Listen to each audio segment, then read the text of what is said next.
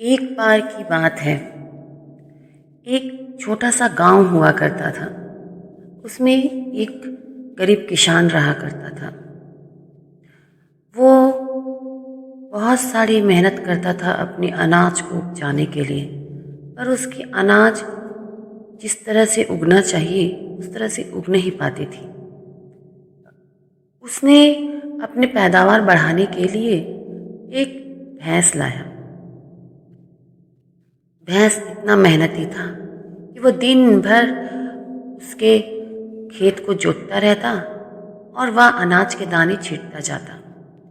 धीरे धीरे करके उस भैंस की सहायता से उसकी अनाज बहुत ही ज़्यादा मात्रा में उगने लगी और उसे बेचकर बाजार में उसकी आमदनी अच्छी खासी होने लगी। वो धीरे धीरे उस भैंस की मदद से बहुत सारे पैसे इकट्ठा करने लगा।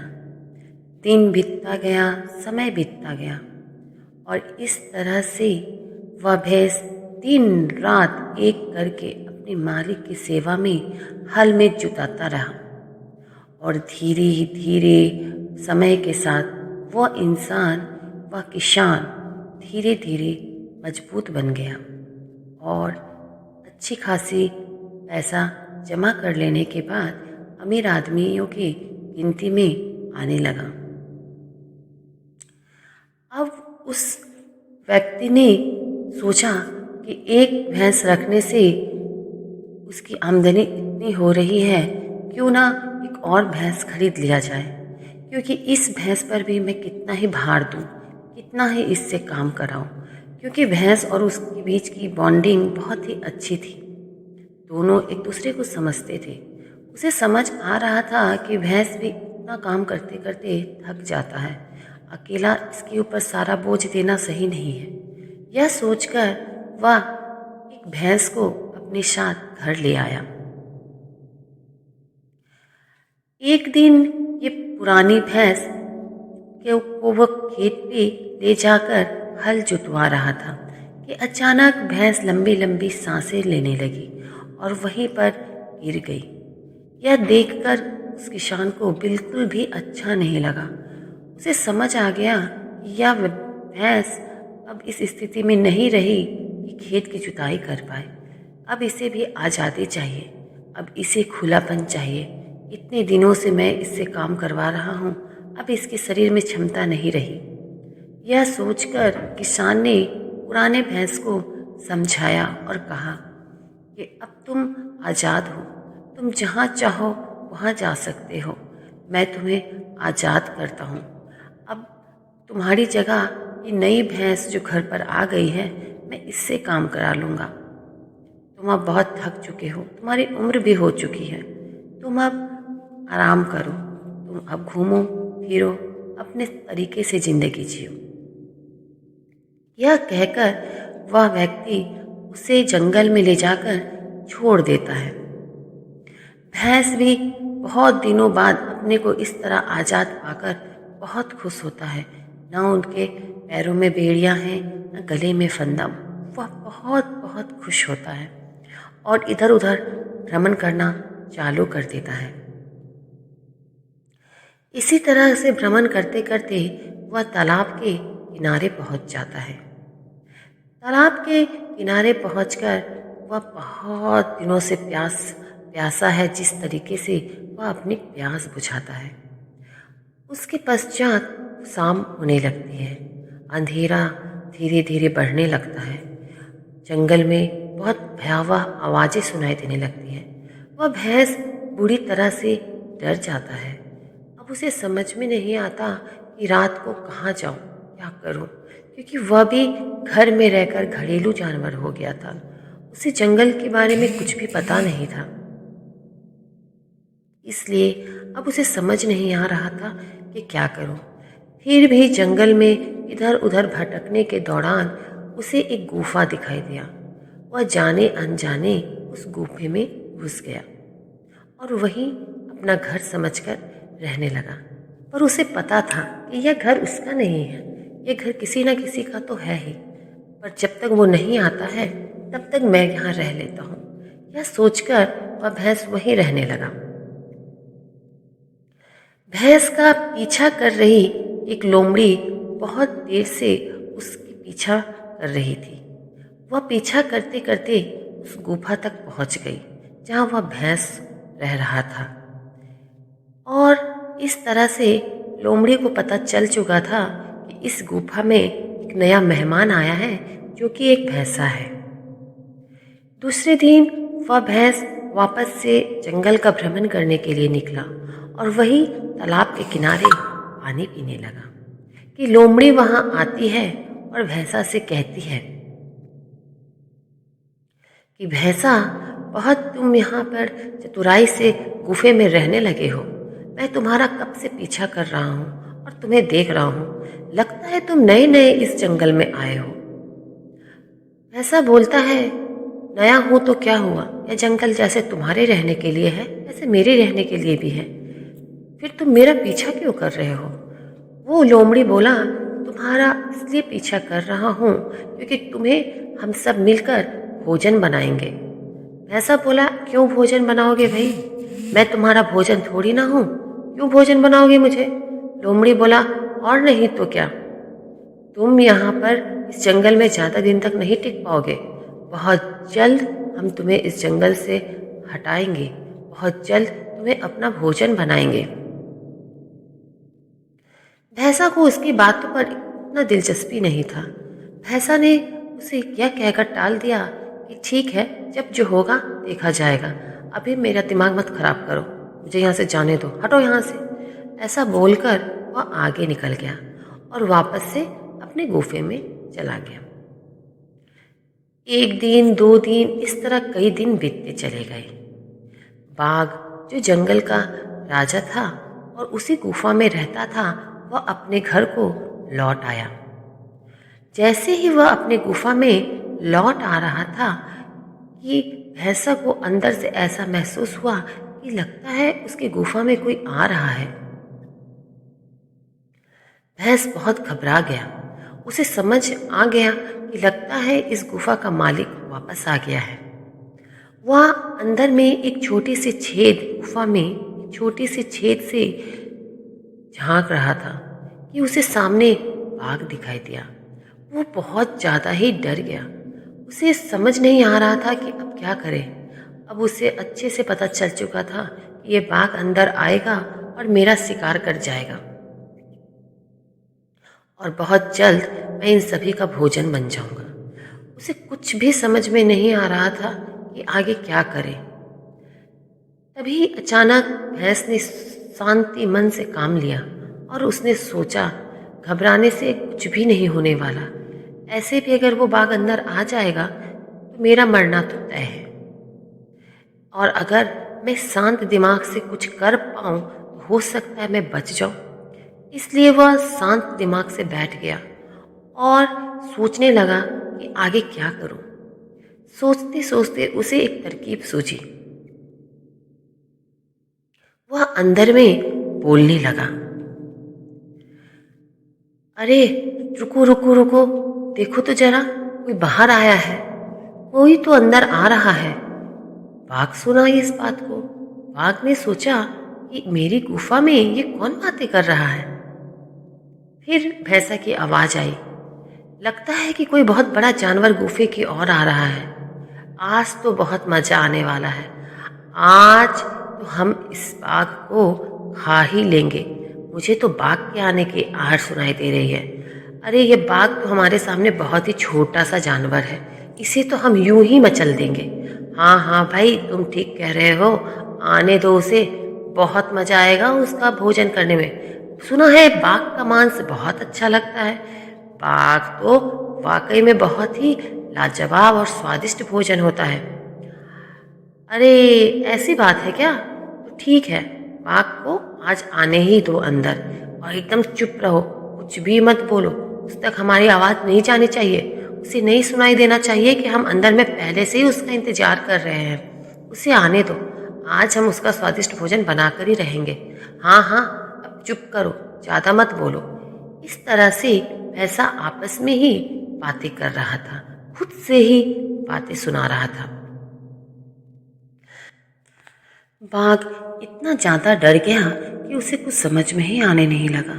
उसे सच में विश्वास हो गया कि मेरे से भी कोई विशालकाय जानवर इस गुफा में आ गया है और जो मुझे खाना चाहता है, जिसके सामने मैं बहुत ही छोटा प्राणी हूँ। यह सोचकर वह दुम दबाकर बहुत ही डरा हुआ पसीना पसीना हो गया और वहाँ से भाग निकला। जब वह गुफा से भागकर जंगल की ओर जा रहा था तो रास्ते में उसकी मुलाकात लोमड़ी से हो गई। लोमड़ी उसे देखकर कहने लगा, बाघ भाई साहब, क्या बात है? क्यों आप इतना परेशान दिख रहे हैं? आप तो पूरा पसीना पसीना हो गए हैं। आप तो दुम दबाकर भाग पड़े हैं। क्या हो गया? किससे इतना डर गए हो? बाघ बोला, अरे भाई क्या बताऊं, कुछ दिनों मैं यहाँ जंगल में था नहीं, जिसकी वजह से लगता है मेरी गुफा में कोई बहुत ही विशालकाय जानवर आया है जो मुझे अपना भोजन बनाना चाहता है, जो मुझे अपना शिकार बनाकर खाना चाहता है। वह तो मुझे बहुत ही छोटा प्राणी समझता है। मुझे तो कुछ समझ में ही नहीं आ रहा है कि अब मैं कहाँ जाऊँ, क्या करूँ। लोमड़ी हंसने लगा और जोर जोर से हंसने लगा। बाघ पूछा, तुम इतना हंस क्यों रहे हो? आखिर क्या बात है, क्यों इतना हंस रहे हो? लोमड़ी बोला, हंसू नहीं तो और क्या करूं? जिसे आप बाघ इतना विशालकाय जानवर समझ रहे हैं, वो कोई विशालकाय जानवर नहीं बल्कि एक भैंसा है, भैंसा जो आपकी गुफा पे कब्जा करके रह रहा है। मैं तो कई दिनों से उसका पीछा कर रहा हूँ और मैं यही चाहता था कि जब आप आओ तो मैं आपको उसकी जानकारी दूँ। वो कोई और नहीं बल्कि भैंसा है। आप चाहे तो चलिए मेरे साथ, मैं आपको उस भैंसा से मिलवाता हूँ। बाघ बोला, अरे नहीं नहीं, मुझे तुम्हारी बातों पर विश्वास नहीं है। मैं नहीं जाना चाहता वापस से उस गुफा में। क्या पता तुम मुझे वहां ले जाकर उसका शिकार बना दो और खुद भाग निकलो। मुझे नहीं जाना, मैं तुम पर विश्वास नहीं करता। लोमड़ी बोला, क्या बात करते हैं बाघ भाई साहब, क्यों नहीं विश्वास करते हैं मुझ पर? मैं आपको धोखा थोड़ी ना दूंगा। अच्छा, अगर आपको मुझ पर विश्वास नहीं है तो एक रस्सी लाते हैं। उस रस्सी से आप अपने शरीर को बांध लीजिए और मेरे भी शरीर को बांध दीजिए। एक रस्सी से जब हम दोनों का शरीर बंधा रहेगा तो हम दोनों में से कोई भी भाग नहीं सकेगा, और अगर गलती से कोई एक भागता है तो दूसरा को भी उसके साथ भागना ही पड़ेगा। इस तरीके से ना आप मुझे धोखा दे पाएंगे ना मैं आपको धोखा दे पाऊंगा। अब तो खुश है ना? चलिए मेरे साथ गुफा में। बाघ बोला, हाँ ये हम कर सकते हैं, लाओ रस्सी, हम दोनों एक दूसरे को बांध लेते हैं। रस्सी आ गई, दोनों ने एक दूसरे को बांध लिया और गुफा की ओर चला गया। जैसे ही वो गुफा के निकट गया, भैंस को अंदर में फिर से किसी के आने की आहट सुनाई दी। वह फिर से बहुत घबरा गया। उसे समझ में ही नहीं आ रहा था कि मैं करूं तो क्या करूं। इस बार फिर वह गुफा के छेद से बाहर थोड़ा सा निकलकर झांका। उसने अपने सामने बाघ और लोमड़ी दोनों को पाया। अब उसके दिमाग ही घूम गए। वो सोच ही नहीं पा रहा था कि एक तो एक मैं इन दोनों का सामना कैसे करूं। लोमड़ी तो पहले ही मेरी सच्चाई जानती है। वह इतनी चतुर चालाक है कि उसने तो बाघ को सारी कहानी सुना दी होगी और अब मुझ पर कोई विश्वास नहीं करेगा। मैं क्या करूं, मुझे कुछ समझ नहीं आ रहा। भैंस ये सोच सोच कर बहुत ही ज़्यादा घबरा गया। फिर उसके अंदर की आत्मा एक आवाज़ आई कि अकबकाओ मत, सब सही होगा, मत घबराओ, धीरे से शांत मन से सोचो, कुछ गलत नहीं होगा तुम्हारे साथ। तुम जो सोचोगे, जैसा सोचोगे वैसा ही होगा। वह आराम लिया, लंबी सांसें खींची, आराम से सोचने लगा और फिर अंदर से आवाज निकालने लगा, अरे लोमड़ी भाई साहब, आ गए आप ही का इंतजार कर रहा था मैं। आपको कहा था ना मैंने कि जाते जाते 2 शिकार लेकर आना, एक आप खाना, एक मैं खाऊंगा। पर ये क्या, आप तो एक ही शिकार लेकर आ गए। इस बाघ को तो अकेला मैं ही खा जाऊंगा, फिर आप क्या खाओगे? लोमड़ी की तो समझ में ही नहीं आया, ये भैंस क्या बोल रहा है। मैंने ऐसा तो उससे कोई बात ही नहीं किया था। और उसके तो दिमाग घूम गए। उससे तो अब डर लगने लगा कि ये बाघ क्या सोच रहा होगा मेरे बारे में, कि मैं इसे धोखा दे दिया। बाघ के भी दिमाग चकरा गए। बाघ को ऐसा लगने लगा कि ये लोमड़ी जानबूझकर मुझे बेवकूफ़ बनाकर यहाँ लाया है ताकि वह इस विशालकाय जानवर का भोजन बना सके। अंदर से फिर से आवाज आई। भैंसा ने फिर आवाज लगाई, अब ला ही लिए हो तो लोमड़ी भाई साहब इसे अंदर भी लेकर आ जाओ, क्यों उसे दरवाजा पास खड़े रखे हो? कम से कम अंदर तो लाओ। मैंने तो 2 लाने को कहा था, पर आप तो 1 ही लेकर आए हो। चलो कोई बात नहीं, 1 से ही आज काम चला लेते हैं।